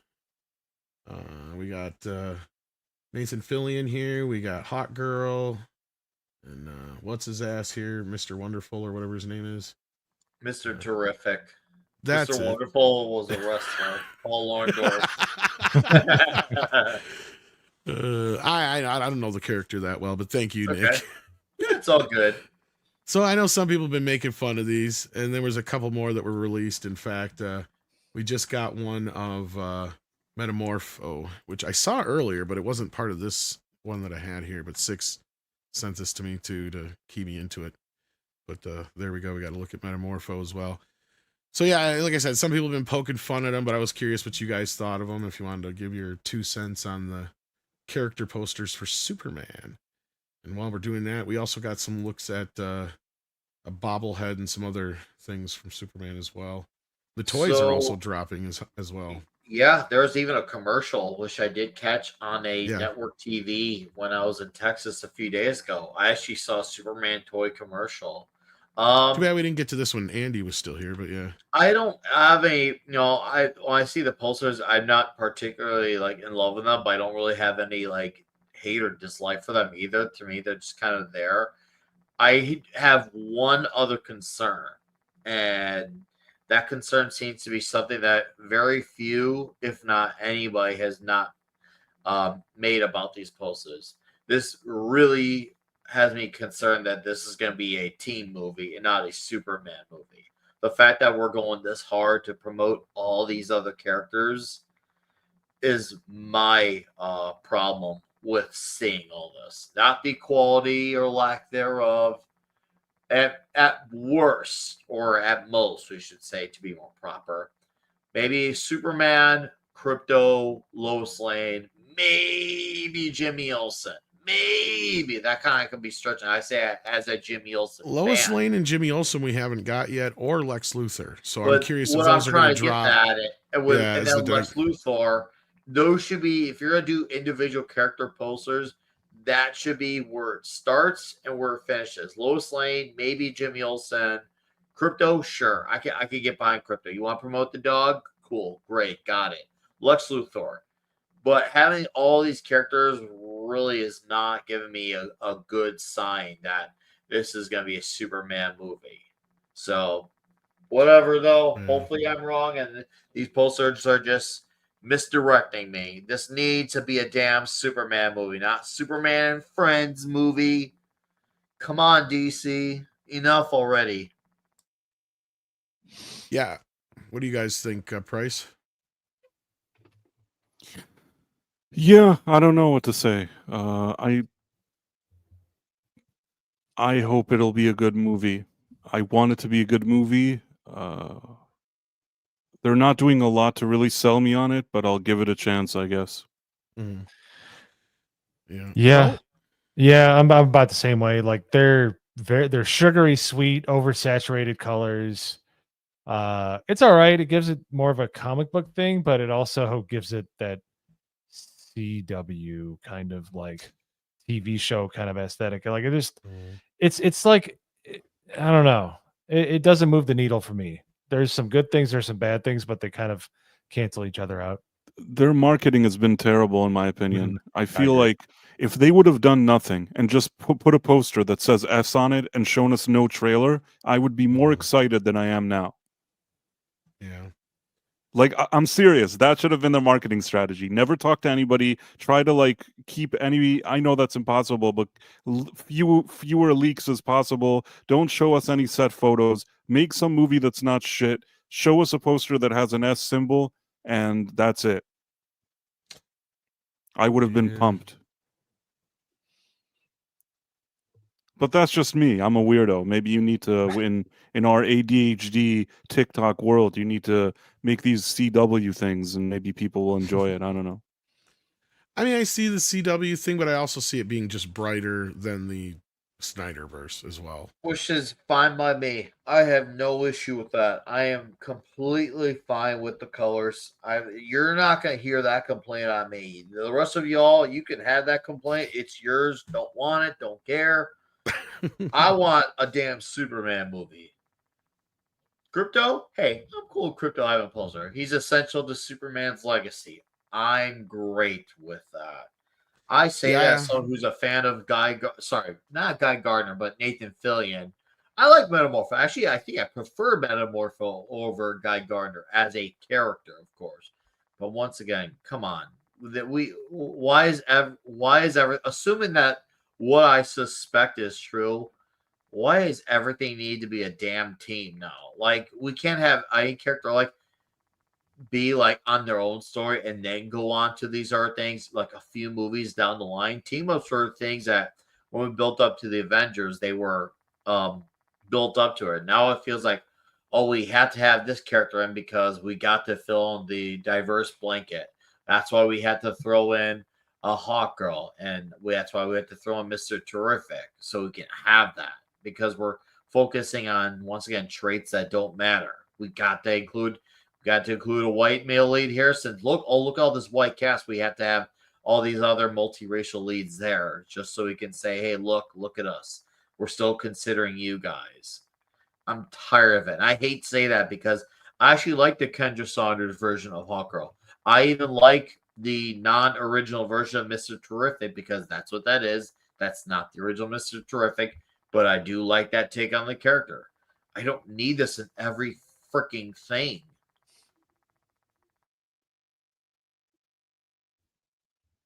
Fair enough. I do think we're going to get like Lex Luthor and Jimmy Olsen and Lois Lane and a couple other ones yet before like either the day or the next few days are through. I don't think they're done with the whole, dropping these. But Yeah, we'll see. All right. With that, let's get to the rest of these super chats, and then we got one last story. Canadian Roland says, "Do you think the dearth of foreign?" Oh, we got this one already. Thank you, Canadian Roland. I wanted to say something that I Oh, forgot. please do. Not about Superman, but we were talking about something before, and I kept thinking about it. I think that the moment we didn't realize it at the time, but you know, the moment where music started to really fall apart and go off a cliff, like the whole industry. You know when that happened? Yeah, When late was that? 90s with boy bands. The success of Britney Spears. I feel like Oh. the success of Britney Spears is the turning point. Once like Hit Me One More Time became a hit, that Mhm. legitimized taking little girl music and making that, instead of that stupid thing that you put in like Tiger Beat that they put on their wall and like little kids listen to but nobody takes it seriously. That was like, okay, we took this little girl, we made money off of her, and at the same time there already started being like digital files, MP3s, things like that. And all those grunge Seattle people, all these rockers were always on drugs doing all this stuff, and they weren't able to capitalize on them. They needed things that they could market with merch, especially when there was a threat that they were going to be making less and less money from traditional album sales. And they had to kind of shift their whole business strategy. They went more into these kind of 360 deals, which means that the label didn't just want to sign an artist, they wanted to sign a product. They wanted somebody that'll sell products, that'll sell tickets, that'll sell merch. And these 360 deals meant that the label, it's not just putting out your music, it's getting a piece of every part of your brand. And once those deals started happening, and I feel like Britney Spears really changed the strategy and the thinking in the music world. I'm not saying those boy bands, those like Backstreet Boys and those dumb whatever, also had something to do with it. You could even trace it a little bit back to New Kids on the Block, but I still think that Backstreet Boys and Sync, Britney Spears, those kind of things are what ultimately tanked the entire industry. And look at it today. Recently, I saw this kind of American Music Awards. I didn't even want to watch it. Somebody that was visiting me, family was watching it in the background, and I looked at it, and every single artist that's performing is some, girl performing. Now, I have nothing against girls performing. It's fine, but it's just strange that I'm watching a whole show and there's not like one dude that comes out and looks like a real man playing some instruments and looking like he's doing something. It's all just a bunch of either little girls or dumb bitches or little girls who happen to be dumb bitches. Sorry, I don't mean to offend anybody on the panel. Yeah. I am offended because I'm a little. That's my job. You're a little girl. Don't take my job.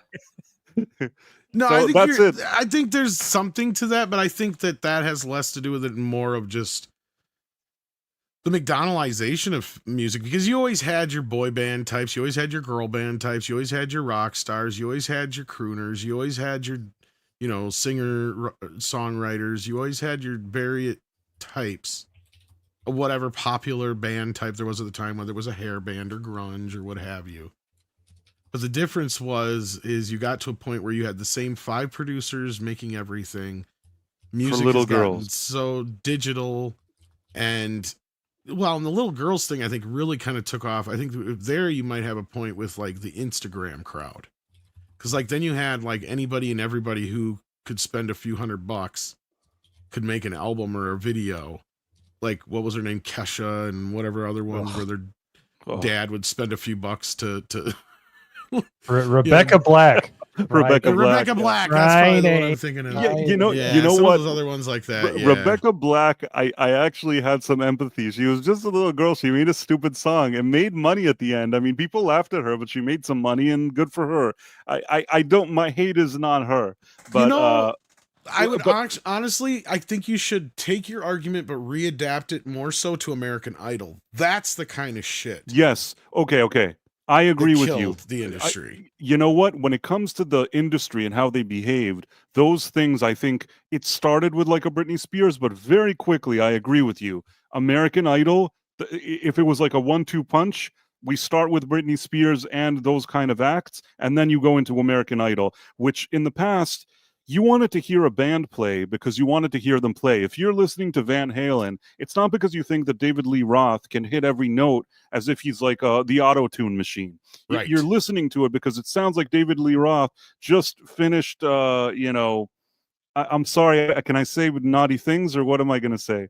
Probably It's say late the enough. damn naughty thing already. He just got out of an orgy and somebody gave him a microphone, and that's what David Lee Roth sounds like. And I don't live the lifestyle that he lives, but you know what?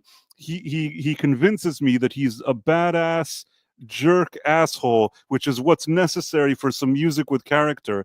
But once you have those things gone, you know, American Idol, what is it? It's just people that get hit notes, that it's always some sob story. Oh, I need to do this because my mom always said that she was dreamt it and I'm doing it for her. Shut the fuck up. And then it's all these like actor, like it's basically like in this Broadway. device. If you bring actors, I'm sure they can hit every note, but I don't want to listen to them play in bands and stuff. You know what I mean?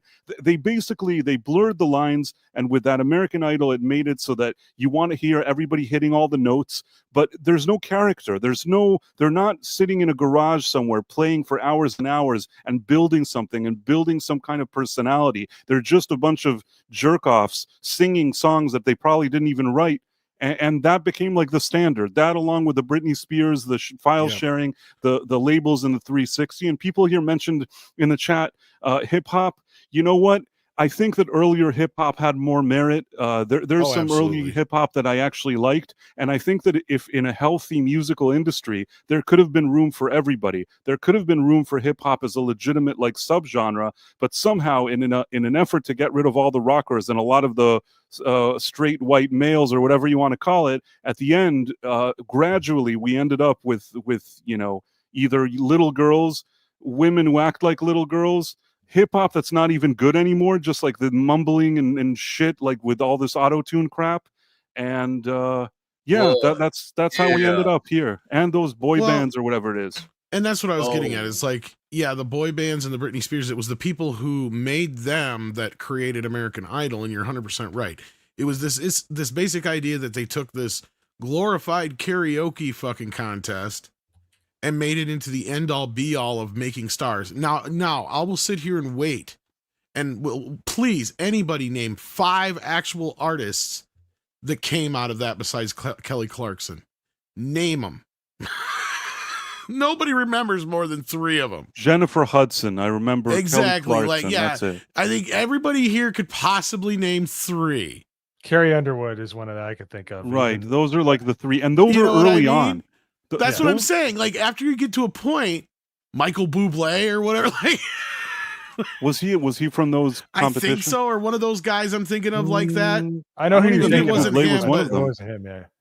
Chris But- Daughtry, kind of. He's all right. Daughtry, I guess. But a lot again, of these, see, that's the thing is that some Early. of these guys were already kind of on the, and this is the stupid part about American Idol, is it's just like every other fucking reality show, and I don't know how close you got to it ever, Price, in the business that you work, but like my understanding is that basically they already know going into the show who the whatever it is 25 people they're going to actually have on the fucking show, because most of them have actually kind of made it. Daughtry is a good example of this, that have already kind of made inroads in the industry and they're well known enough, but they haven't broke out yet, and this is going to be their breakout.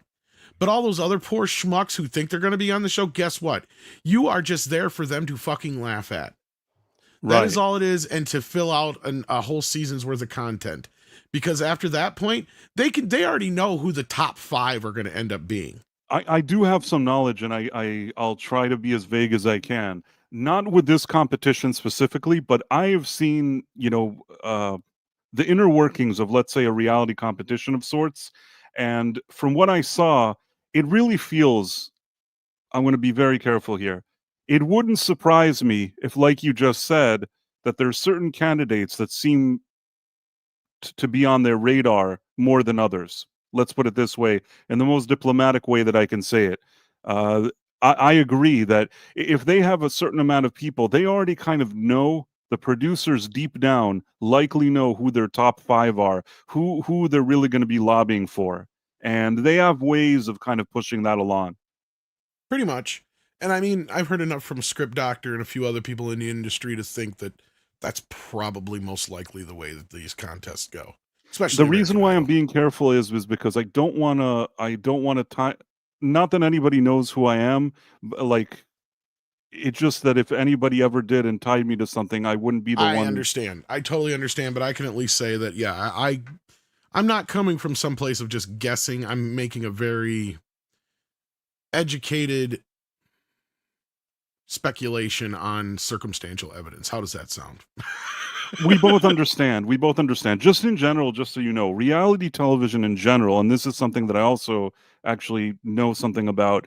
Reality television in general, you look at it and you're like, wow, it's all so spontaneous. All this reality is happening. No, it's Behind the not. scenes, so much goes into making those shows happen. And let's just say that they're not always as spontaneous as you may think they are. Yeah, no, Script basically said that because he's worked on a lot of reality shows. And so Oh, they're I didn't all even know. I planned out. thought he only Yeah. his script. I never even talked to him about that. Well, 'Cause there was a I time actually- period where that was the only kind of work you could really get, if you remember. Like, I television was see. living 'Cause- off of fucking reality TV, yeah. 'cause And that's I- what that whole strike was about, where the writers were like, wait a minute here, we're not getting credited or paid enough for this shit when we're the ones doing all the fucking heavy lifting here. As far as, you guys think this shit's just happened spontaneously? No. It's really, really strange. Yeah, but basically, every season they kind of, again, I can't say every show is the same as the other show, but from my experience, what I've seen, every season they already have certain storylines. There are certain things they know that they're looking into. Now, ideally, if it's a show that's doing it correctly and it's something that's showing, let's say, the lives of some people, then they gather as much information as they can and they try to at least make it go along with something that's maybe happening in their lives or things like that. But when you watch these shows and you just think that it's all just magically happening, there's a big production behind all of that. And I'll just leave it at that. Oh, absolutely. And with that, let's get into these super chats. We got Jason Webster, who says Netflix equals diversity of programming, Disney Plus and others, predominantly their own content niche. Pretty much. And this is why, not to spoil Andre's video, he proclaims Sony as the winner of the whole thing, because they're the only ones who refuse to play this game. Yes, they have Crunchyroll and some other niche things that they own, but they don't have a Sony preliminary streaming service for their movies and content. And in that, they license it all out. And most of their movies are pretty much prepaid for by Netflix. And that's like the whole thing with this Karate Kid movie that came out this last weekend, is we can say it quote unquote bombed all we want, but guess what? It's probably was already in the black before it even hit theaters because of Netflix. Netflix could have already just cut them the check for the budget, and that's it. They roll it out, they make some money in the theater, they give it to Netflix, done. And they said the same thing about the Ghostbusters films, which is probably why we're going to get more of those and some other stuff. Like that Garfield movie made them a fucking mint. So get ready, kids. Especially overseas. Garfield was like Venom and Transformers overseas. It didn't do so great in the States, but man, out of the country, bro, Chris Pratt was freaking raking in the dough from the overseas audience. Well, and the reason I bring that up is because I know for a fact that the Netflix deal paid for that movie and then some. So all the movie they made in the box office and on the videos and all that shit, gravy.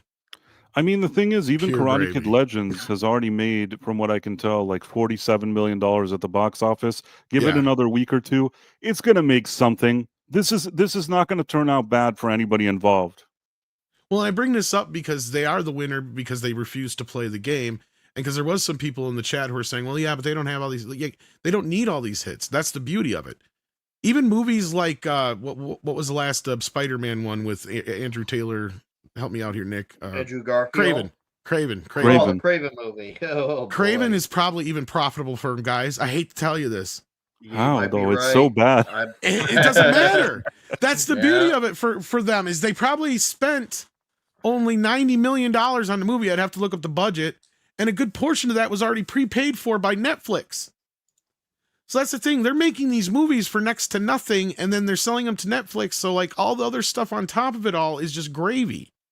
Right? So this is kind of the same way Amazon movies are in a weird way, because they get a lot of this ancillary shit to help them pay for them. That was like that Red One movie that came out. Like Andre did some digging into that one. And that thing looked like it was all prepaid for basically through all the fucking product placement. And if you watch the movie, you could believe it, because I only watched a few minutes of it to say, Jesus Christ, there's nothing but this movie might as well be called Product Placement the Movie. Because it's all nothing but toys and other things. It's like, Jesus Christ. But yeah, anyhow, we've got some more to get through here. Accident Seller says Crypto was a good boy. And is that Hawktua girl? Yeah, it might be. Yeah. Dark King says Telecommunications Act of 1996 killed music. USA went from hundreds of radio stations to 3 companies. No more diversity, no more independent DJs. This is a big part of it, Dark King. This was this is what sucked for me getting into the industry at that time period, because we were being told by all our professors and shit, like, yeah, you're getting into a dying industry. Most of you in this room are not going to find a job. Like, and it's all because everything got conglomerated and was all satellite feed, and there was like the more local stations just weren't doing what they used to do, and it's the same things happening here. Action Con says, was Eddie Murphy, Bruce Willis, and Steven Seagal any good as singers? Eddie Murphy is. Bruce, The return of Bruno. Yeah. Steven Seagal, If I had to rank them, Eddie Murphy is the best out of the 3, Yeah. then Bruce Willis, then Steven Seagal. yeah, and I wouldn't even say Steven can sing. Yeah, I wouldn't even put him there, but I had to address it because he was on the super He chat. sing talks basically, right?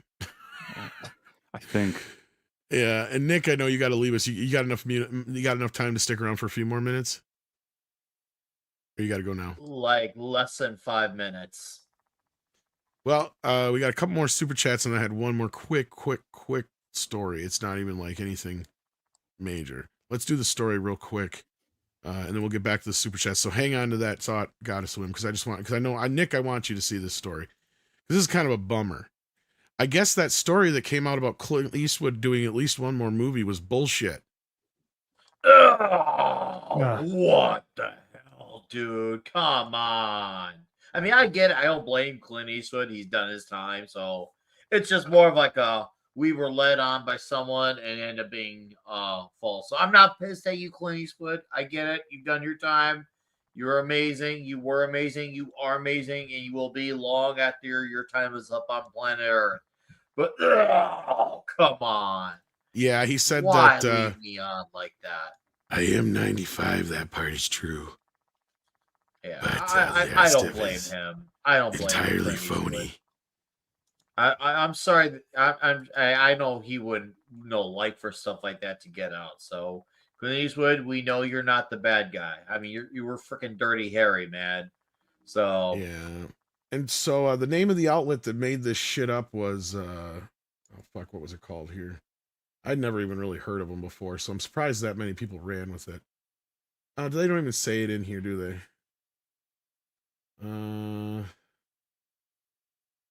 I don't remember the name of it now, but it was like it starts with a K. Courier looks like Courier or something like that. Publication, yeah. Do they have it here and I just missed it? Yeah. It's like second paragraph, I think. Okay, there we go. Courier, yeah. Yeah, there it is. Courier. Austrian publication. Well, that's the first place I go. It's Austrian. I, Liars. We fucking liars. Clint Eastwood said this. You gotta believe me. Remember when I said Clint was gonna make another movie? I lied. Go ahead, make next day. Yeah, sadly, no more Clint for now, anyways. But Nick, we've got Toxic Tuesday coming up here in about 35 minutes or so. yes, I gotta get ready to drive up to go visit Zelensky so I can try to get him to do a deal so he doesn't sell Callahan auto parts. We'll be talking Tommy Boy for Toxic Tuesday. So You want a little heavy on the Pine Tree perfume there, kid. What you do? I love that part, dude. It's an all-around fantastic. Yeah, it's a cab air freshener. Well, now you've just you figured out the problem. Now the next step is to wash it off. That guy in a little coat. No, seriously, come hang out with us, folks. It's in a half hour. No excuses. You got nothing else going on. If you do, well, this is better anyway. So please come hang out with us. Toxic Tuesday. I'm sure Tom will have it redirected and all that. God, I love that part for this stream. It's gonna be fun. It's gonna be diabolical. It's gonna be huge. Thanks for having me, Tom. It's good hanging out with you, Mo, and Bryce. And of course, shout out to Andy Masterson as well. I hope to see a lot of you in a half hour. Thanks for having me. Good show to everyone. Send him some flowers and a bottle of wine and say, sorry about the rocks. Have some wine on me. You're having Holy sharkies! All right. Let's get the rest of these super chats so the rest of these gentlemen can get on out of here. Goddess of Women is where we left off here. Thank you so much. She sends in another 5 and says, artists are too lazy to write their own music these days. This is why I don't get the hate for Nickelback. They write and play their own stuff. I think it's just funny to hate on Nickelback. Honestly, you're not wrong. Like, compared to modern music, they're fine. But when they came out, they were annoying. Like, yeah. They did the Spider-Man song, and that was pretty cool. That was pretty good in when it happened. Yeah, they but got after some that, good it was songs. over. Yeah. The problem with them is they're a lot like Everclear and Creed, where like all their songs sound the same. And later Aerosmith, right? Like you half the time you can't tell what's what, where one song begins and the other ends. Like, Right. Yeah. Soul Nightmare says Superman has fewer named characters than Man of Steel, and only 5 are from greater DC. Black Adam has JSA, and it's still about Black Adam. That's true. I'm not too worried about that as other people are, because I was kind of hinted that the Green Lantern Corps and the Justice Teamy, whatever the hell they're called in this movie, they're kind of more treated like the cops than they are like other team members or a Justice League proper or anything like that. Anyway, Accident Seller sends in 20 Norwegian krona, listening in Norway. Says Mandela Effect 532, Prince of Reason, not Price. He is the Prince of Reason. He's got the crown on. But in the other universe where he's the prince, does the crown have a jewel? Is that the difference? I think so. I don't know. And you have a mustache. I think that's the big difference. Action Com says, are they still making films intended to fail, like Crocodile Dundee? Are they still making films intended to... in which, like, Australia? Because, I mean, for those who don't know, like, I think that Crocodile Dundee was meant to be a tax write-off. Yeah, I think so too. Yeah. I think it's what he's referring to, but yeah. You told me that, I think. Yeah, they spend too much money on these movies now for them to be that. Like, that was the catch for Crocodile Dundee, is they didn't spend that much on it. Like, they had to make it look like a real movie, but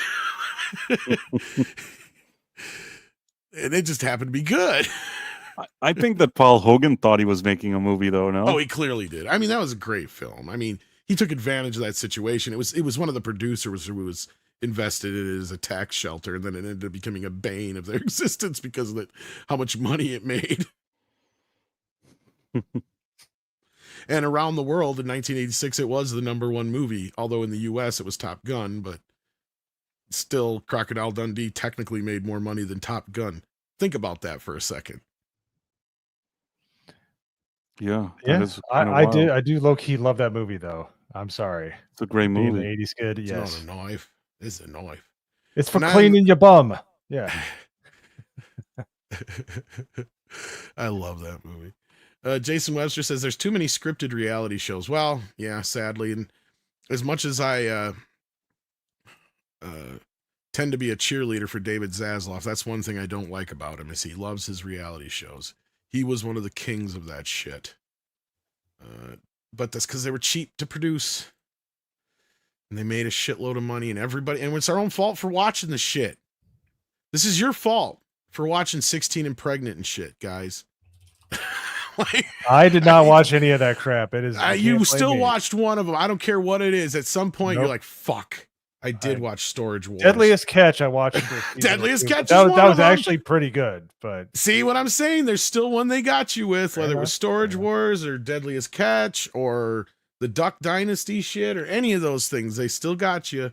Survivor being one of the first, but yeah, and the longest running, but they still managed to nail just about everybody in some way, shape, or form. I don't know anybody who's been impervious to at least one of them. Maybe Price. Price is the only one I could believe, maybe. What? Because he hates just about everything. Oh, I'm trying to think. Is there anything?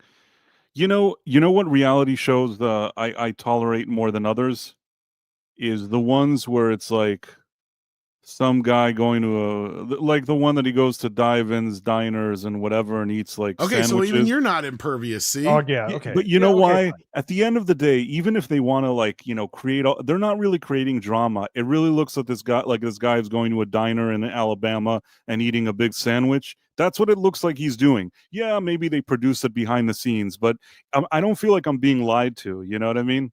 yeah, I see what you're saying. I mean, I kind of lean into like I like I hate to admit it, but I do like a lot of Gordon Ramsay stuff, like when he does the kitchen Fu- nightmares or the hotel Yeah, food nightmares. stuff, even competition that has like Yeah. chefs trying to cook a dish or something. Those are ones I can be a little nicer to, and I get They're annoyed a more little like less. a game show than they are a reality show, usually. Those Right, cases, and maybe yeah. that's why I like it. The part that bothers me about reality, I'll tell you the truth. This is what from day one has never been cool about reality TV, is that it all started with the real world. That they're like, look at these guys, the real world, look at these guys. And I looked at it for 2 minutes and I said, I'm more interesting than those people. I'll watch reality when the people you put on screen interest me more than I interest myself. And until today, they're just of no interest. Kardashians don't interest me. All those other kind of things, forget about if some of it is scripted or overproduced or whatever it is. I couldn't care less. You know what I mean? Ironically, I have actually. I've told you this before. I have been at some point in my life, very few times on a unscripted program.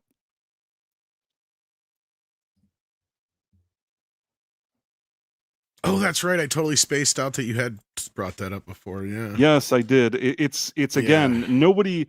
It's nothing significant. Meaning, I'm not saying this isn't the show, but let's say you're watching the Kardashians and then they like talk to somebody who's an expert in something or something like that. You know what I'm saying? It's not a situation that everybody was like, "Wow, who's this great character that they've introduced?" It's more of kind of like something that needs to advance something from A to B. And there were a few instances where I was, on an unscripted program, but I don't know that anybody would ever be able to notice it. You know what I mean? Yeah. Or it's not something that I think would capture anybody's attention on a very serious level, if you get what I'm saying.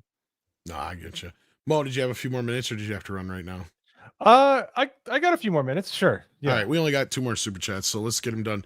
Accident Seller send in 50 Norwegian krona. Thanks again, Accident Seller. Says Dirty Harry was against DEI in the 70s. In the first or second movie, he told his chief and mayor and warned against hiring female cops because of quota. Actually, it's funny. The first 2 Dirty Harry movies actually give both sides of that time period's right and left point of view on this. And there's 2 great documentaries that are on the old Blu-rays on both movies. If you watch them, they actually get into a lot of the politics of the time, and they actually had gosh, I just forgot his name, the guy who directed Conan the Barbarian. He also wrote the first 2. John Milius, talking about this whole thing, right? So check those out if you haven't. I think you'd enjoy it. Mo, it sounded like you were going to say something there. Yeah, this is the third movie, Sudden Impact, with Tyne Daly. They're interviewing her, and he's like, "It's awfully fashionable. Have you like just dresses down the feminist hire like whoever that old hag is at the end of the table?" And Tyne Daly ends up laughing at it. She proves herself later in the movie, but yeah, no, it's she also great. gets killed. Yeah, well, I mean, Women can't hack it. Right. Yeah. His partner, Kate, whatever, gets killed in The Enforcer, right? They're like, That's what I said. She also they gets force killed. him. No, but now I remember, you're right. They force him to have a female partner, which he thinks it's terrible. And then at the end, she gets shot. That's true. See, I was right. But that whole speech, it like so holds up today. I've listened to that clip so many times recently. Yeah, the He's first like, what he goes, 3 awfully fashionable, having a female, Actually, or whatever he says. Which one was the one where I was gonna say the first 3 are the ones that are very political. And then I 4 love and those 5 are movies. just kind of more fun. Love those movies. I recently, 4 of them are great. in recent years, I sat and watched all the Dirty Or 5 Harry of 'em. movies, and they age like wine. You watch it, and it's so relaxing that like Mo said, there's a lot of truth in what the character is saying.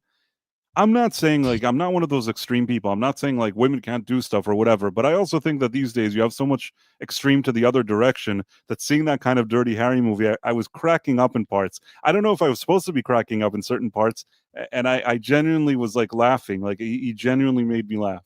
Oh, dude, the first one when he's talking Yeah. to the mayor and he's like, how did you establish intent? He's like, Yeah. well, a man running around naked with a meat cleaver a chasing hard somebody with on. a hard on probably isn't collecting for the Red Cross. And the guy goes, you know what? He's Good right. point. Yeah, good point.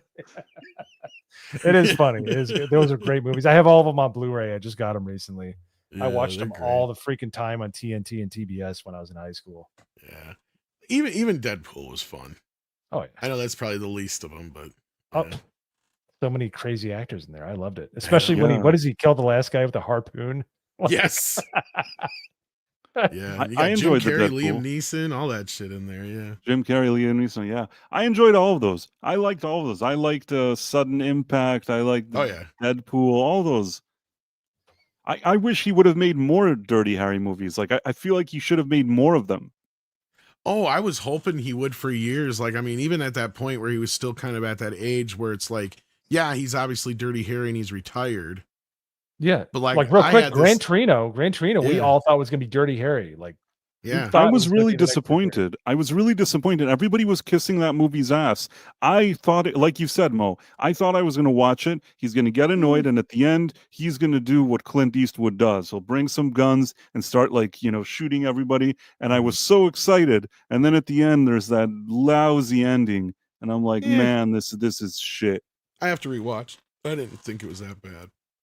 No, I thought it'd been awesome if he did like you could just call it like Harry Callahan or something like that, and he's just like brought back in because of a similar case from the past, or somebody's bringing his name into it, or you just have him go on some just crazy death wish fucking rampage, like a la Rambo. That'd be fun. I mean, people are saying in the chat, oh, it's an enjoyable movie, Gran Torino. And I'll tell you this, it could have Yeah. been an enjoyable movie, but that ending really, the maybe way you the were movie is expecting something resolved, it's different? hard for I me to don't get know. over it. Maybe I saw it a little later to where I kind of already knew what it was. I don't know. Dark King sends in 2 Australians, says all AC/DC songs sound the same, not a problem. Well, that's just inconsistency of like, I mean, when you're that drunk and you're listening to music, it all sounds the same. Isn't Welcome to the Jungle in the Deadpool? Yes. That's what Okay. Jim Carrey lip syncs to. Yep. Right. Okay. Got but it. yeah, that's Amazing. all Amazing movie. All the AC/DC songs do sound the same, but hey, they don't sound bad. That's what matters. And Mo, what are you doing? What do you got going on? I have the show on my channel, the GCA, Late and Gay with the GCA on Wednesdays at 8:30 Eastern. my. And then I don't know about Thursday. I might be on. I'm not sure. I got to see what's going on. But other than that, I'll probably be doing stuff on my new channel, Mo's Game Room. I got a whole bunch of retro consoles I've been meaning to play. And gosh darn it, man, I want to watch all my Dirty Harry movies in a row, like right now. I'm like dead serious. I love those movies. Just inject them into my veins. Yes, please. So, but other than that, yeah, no, just enjoying it, and thanks for having me on. Go ahead and make my day. Price, what you got coming up? Late show tonight? Yeah, 11:45 p.m. Eastern. There's the Night Owl with Professor R2. And before I go, now that I think about it, I'm getting close, starting to get close to like 1,000 on my second channel on the live stream one. And if anybody wants to help with the journey to 1,000, now's a good time to subscribe. I say that every time, but I mean it every check time. it out. I mean it every And, time. Let me. one I'll of these throw days, the I'm going link. to drop in on a late show. One of these days when I have the energy. If you'll have me. Let's see. Well, here. hey, I just subscribed. Price of Reason. I didn't There you realize go. you had a live one, but you got one more. So, yeah, right. I mean, I'm close. I'm so close. I can see it. Oh, you With are. that, I want to thank everybody for the late birthday wishes in the chat earlier. I saw them all. Thank you so much for that. Appreciate it. Thank you to all the mods, as always, for your help. Thank you guys for being on the panel. Do check out Nick Weiser. We're going to be doing Tommy Boy in just a few minutes here, so this is going to redirect you there. Oh, we got Big Daddy MRI. I haven't seen you in a while. How you been, man? How you been? Haven't seen you in a tick. So today's trivia. David Gilmour is 79 years old. Oh, your favorite's 79 years old today. Price. Yeah, he's the awesome. goat strap player. There you go. Awesome. All right. Well, good to see you, man. Hopefully you're doing well. I haven't seen you around in a bit. But anyhow, and you got Rick, who just subscribed too. Rick's a good buddy of mine. There you go. With that, we're going to get on out of here. Take care of yourselves and each other. And see ya.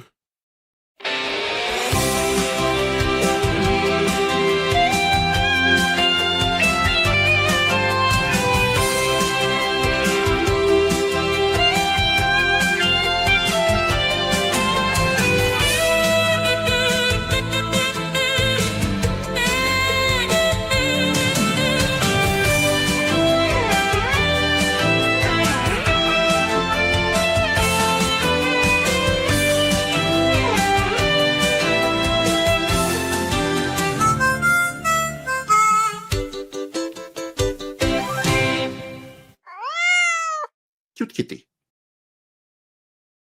Available now for the first time ever on DVD from Midnight's Edge After Dark Productions. It's My Two Dads, the complete first season starring Mexican Iron Man Tom Connors and Culture Casino.